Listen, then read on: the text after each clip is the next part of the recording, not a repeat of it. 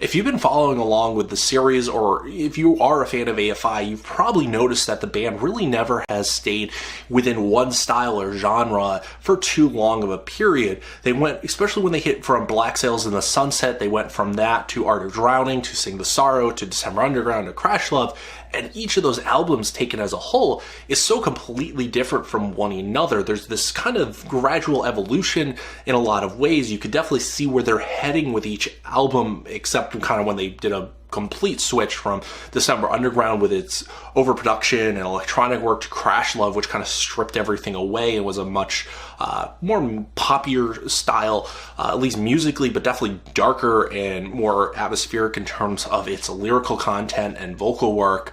But they've really never just stayed stuck in one style or anything like that, and there's been this march of progress for the band, which has gained them fans but also lost them fans along the way who kind of were hoping that they would stick with one style or have their favorite album in particular, especially older fans with their punk and the hardcore roots, and fans that came up with Sing the Sorrow, even transitioning from that to December Underground to Crash Love, who kind of lost interest after that point and kind of hold on to the one album that they really enjoy.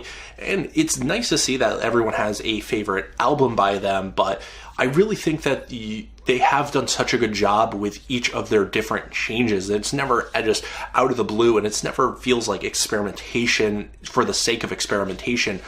And I think that trend has kind of slowed down once they got to Crash Love. I think Crash Love was a bit of a reboot for the band. And then we get to 2013's Burials. Burials kind of brings things back a little bit to the Sing the Sorrow days with the theatrics and just the large openness of its sound. And right off the bat, The Face Beneath the Waves, that track just opens up this album. It's moody, it's atmospheric, it's dark, it's kind of eerie.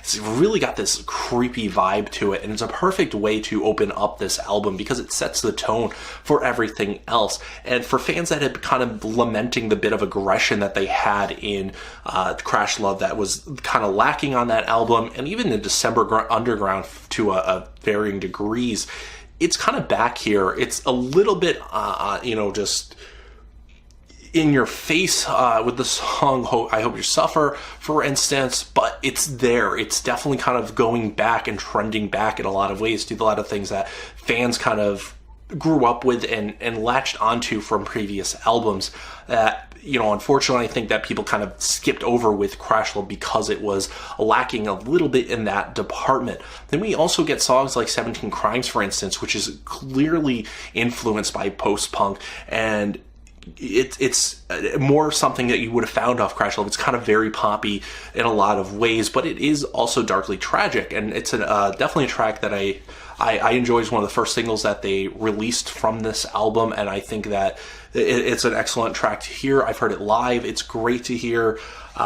Just overall throughout this album, that's kind of what you get, is they've brought things back a lot. Even the electronic work is back, but it's definitely not as present as it was on December Underground. It's more in the lines of Sing the Sorrow, and yet it has a lot of those elements that were there on December Underground and Crash Love that really weren't there and on Sing the Sorrow. It's kind of a blend of everything.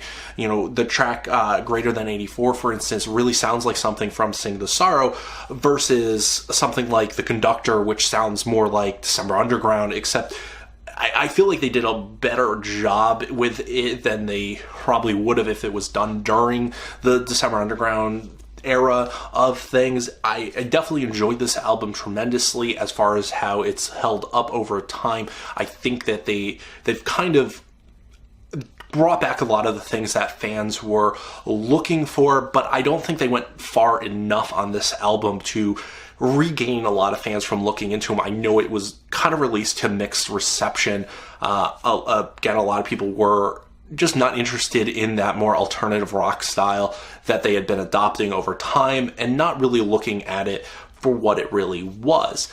But overall, Burials, I think, is a excellent entry into the discography, which already was just fantastic. And, they really should have shown that they have no signs of stopping. I mean, we're talking 2013. This is, 22 years after they started as a band, and we're talking, 18 years after they released their first album, and most bands at that point in time aren't really, on anybody's lips. They're not a household name at that point, or if they are, they're definitely fading.